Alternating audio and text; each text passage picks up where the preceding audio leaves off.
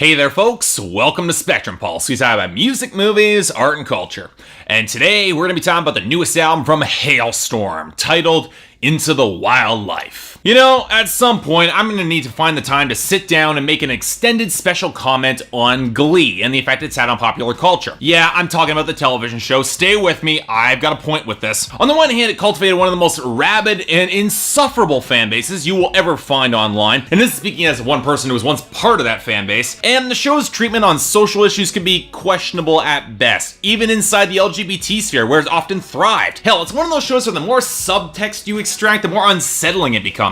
But on the other hand, it was a show that did play a major role in shaping popular music, especially during its prime days on the charts. And it's undeniable that it did play a role in the indie resurgence that managed to take root in 2012, which I do see as a net positive overall. Hell, the show even began to build a reputation for breaking indie rock acts, and there was a period for a few seasons where up-and-coming indie acts could have a chance for some real mainstream success if a Glee cover managed to get traction. Look how Imagine Dragons or Fun or Goche managed to get success in 2012. But when I heard that Glee was covering Halestorm, I was a little bit amazed. See, Halestorm played a lot closer to hard rock and even alternative metal at points, and Glee's refusal to touch most of those genres beyond the safest of possible covers, and the fact that certain rock bands outright refused to be featured, which has both positives and negatives, meant that Halestorm was definitely an anomaly, albeit not by much. Their first self-titled album dropped in 2009 mostly is playing as a solid four-piece hard rock act that incorporated some pretty solid sizzling grooves and the impressively versatile and very raw vocals of Lizzie Hale, which I definitely liked. The frustrating thing about that first album, though, is it's playing very much in the groove that Evanescence and similar acts carved in the early 2000s, and the by-the-numbers production and co-writing courtesy of Howard Benson didn't exactly help them stand out. Their second album, In the Strange Case of, did show a big improvement, if only because the compositions had a lot more variety in the writing and in the instrumentation, and did a lot more to show off Lizzie Hale's dramatic range. But again, it was a record that only managed to really connect with me in a couple moments, and I'd probably blame Howard Benson's by-the-numbers production for that more than anything. In any case,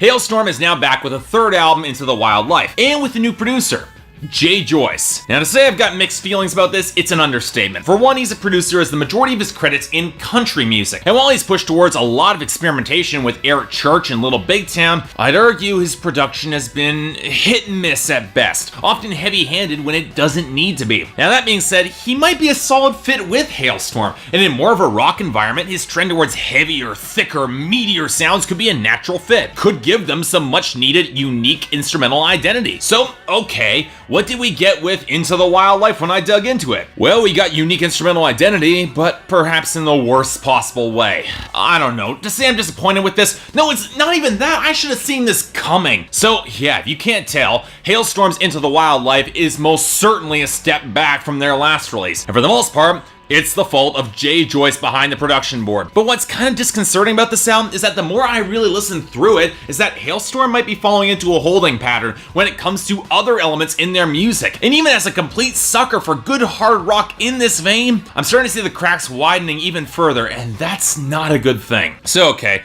let's get the egregious production issues out of the way first, because it really does overshadow the entire goddamn record. Let me start by saying that I don't mind country rock or country metal songs on a Halestorm record. I'm the only country music critic on YouTube. I like the genre, I'm not bothered by this. What I am bothered by is Jay Joyce's uneven work and how he seems to completely misunderstand Halestorm's greatest strengths. And let me make this clear, people notice this time around. And mainstream audiences only tend to notice production when it's either goddamn phenomenal or when it's off. They tend to notice it when it's bad a lot more often than when it's good. Now for me, I've got one running rule for great production. You produce to accentuate the band's best assets while maintaining fair balance across the entire group. In other words, the production serves the band, not the other way around. As much as I find Howard Benson's work completely lacking in personality, he at least understood this. He got this. So okay, if you look at a band like Halestorm, your biggest asset obviously is Lizzie Hale. She's the front woman, she's fiery presence in rock music right now. And for some of the harder songs, you shove most of her vocal leads midway into the mix and behind fuzz to attempt to make her sound edgy in the clumsiest possible way. Now, sure, she's still got the raw raw pipes to claw through it, but she already has the edge to howl with the best of them. Shoving her behind plastered on studio effects has the exact opposite effect and gives her vocals even less presence. It doesn't help matters that she's now stuck competing with the guitar grooves, which leads to the second big problem in the production. Yes, Halestorm does have a rhythm guitar, but they also tend to work more in arena rock, which means you need to have melody in order to anchor that. So when you center your mix balance in the guitar low end and kick drum to crank that pounding beat up over everything else, shockingly without a lot of real bass texture, which is a real absence, you leave the actual melodies of these songs to curdle in the back, and the lack of emphasis makes the tones feel even thinner here. And that's not even touching on the drums, where sure, the kick drum gets a lot of presence, but the cymbals frequently feel muddy and drowned out, and any actual real snap to these songs feels muted unless it's coming from drum machines or electronic elements, which is a damn shame, because if we're looking for an area where the band has actually opted for more progressive moments that were really awesome, it's in the drums. And this drags us into our next big problem. Yeah, Halestorm has incorporated electronic elements before, but if you're dragging the band into the swampy, groove-driven material like this, and then you choose to drop the tempo, which does nothing for this album's energy or momentum, but okay, I like swampy sounds, I can go with it. The electronic elements feel completely peripheral and don't fit whatsoever with the sound. Plus, with RJ Hale on the drums,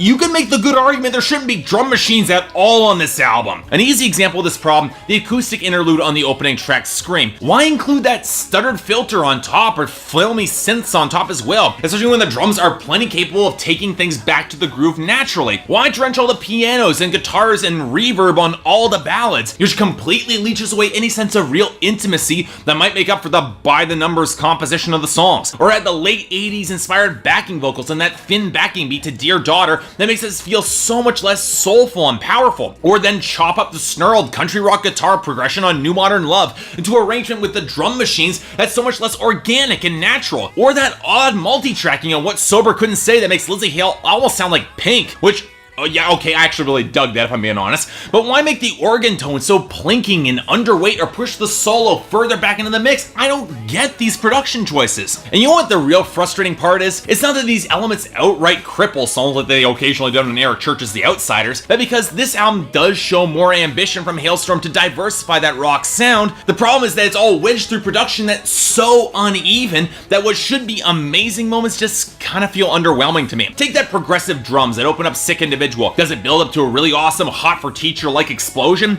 Nope, it just builds to one of the most underweight, stodgy, sour songs in the album with a guitar solo so buried in noise and feedback that none of the actual talent can be heard in the guitar work. Happens again on New Modern Love and I Like It Heavy, and in a different way on Bad Girls World, where for some reason the drum progression is intensified over the solo for no adequately explained reason and doesn't make the solo as impressive. The only solos that actually really did click for me on the guitars was on Mayhem and Apocalyptic. That's because most tracks actually give the melodies more presence, which is what they should. And even then, the opening progression on Mayhem just grated on my nerves. It was insufferable. Because here's the other thing. It's not like Halestorm have ever been the most innovative or melodic composers. They're more like Four Chords and the Truth kind of band, and I can go with that. But when you start losing real impactful moments, songs start to run together. Unless, of course, they resemble pre-existing songs. For instance, the album closer, I Like It Heavy, not a bad song, production problems notwithstanding, of course. And then I realized how much of it is a blatant retread of Keep Your Hands to Yourself, the 1986 country rock hit from Georgia Satellites. Lizzie Hale might sound a lot better than they did, but it's hard to deny the influence here. It just feels like a little bit of a retread. And you know, this is normally the point in the review where I'd say that all this could be redeemed by good lyrics, even on the low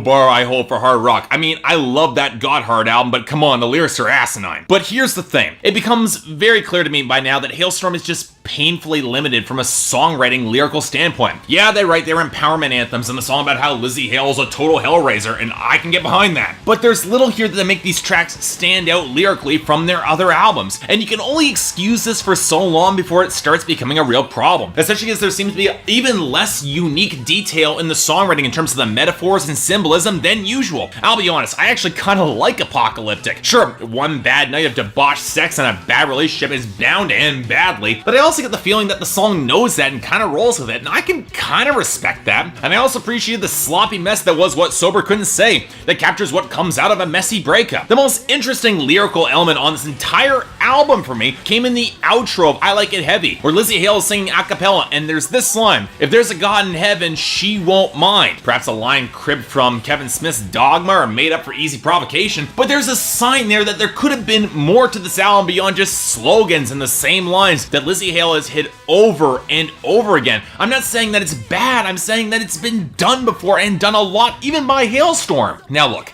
I get that Into the Wildlife was recorded a lot differently than Halestorm's previous two albums, more stripped back and intensifying that live experience, maybe with more improvisation with the argument that they had to be at their best when they're all in the room together. And I'm not going to deny that there's a lot of real talent and strong musicianship on this album, and Lzzy Hale is a hell of a singer. But the more I've listened through this album, it feels like an attempt to capture a raw experience with the production rather than careful composition or real lyricism, and it ends up being nowhere near as loose, energetic, or as punk as it would need to be to pull that off. As it is, we get a lumbering, frequently sour, lyrically underweight hard rock record that even for all of its production missteps, isn't all that memorable, and that's the real sad point. I feel like I'm being generous giving this a 5 out of 10 and only a recommendation to hardcore fans. Now, I get that this is a feeling that Halestorm were trying to change this up, but in the long term, this record will probably go down as a misfire, so if you're interested, take that for what it's worth. So yeah, thanks a lot for watching. If you'd like to like and subscribe, I'd be more than grateful.